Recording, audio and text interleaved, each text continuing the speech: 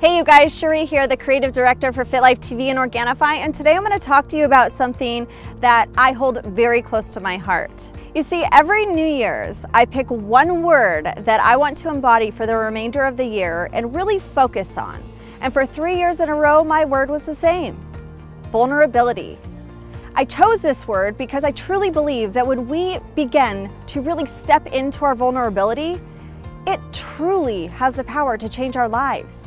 And not only our lives, but the world. We have this idea in society that we're supposed to be perfect.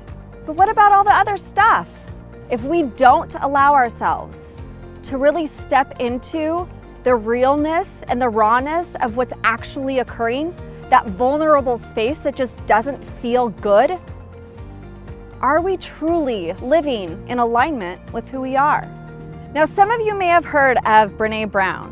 She's an incredible researcher, storyteller. Something that she speaks a lot about actually is shame and vulnerability. So in her research, what was shown was that those people that felt most connected had a few things in common. They believed that what made them vulnerable actually made them beautiful. They were willing to let go of who they thought they should be to be who they truly are. And my favorite, they had the courage. We cannot selectively numb our emotions. Now, what does that have to do with vulnerability or connection? Everything, actually. Because you see, when we try to numb our emotions, whether it's with food or overspending or substance abuse or sex, we're not only numbing the bad, but we're numbing the good.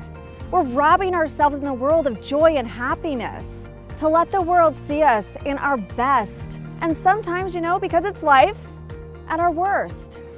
And your vulnerability, I am here to tell you, is actually your greatest strength. It is your greatest gift. Lean in. When it doesn't feel good, lean in a little more. I'm Sheree, the creative director of FitLifeTV and Organifi. I love you. Thank you so much for watching. Remember, we're in this together.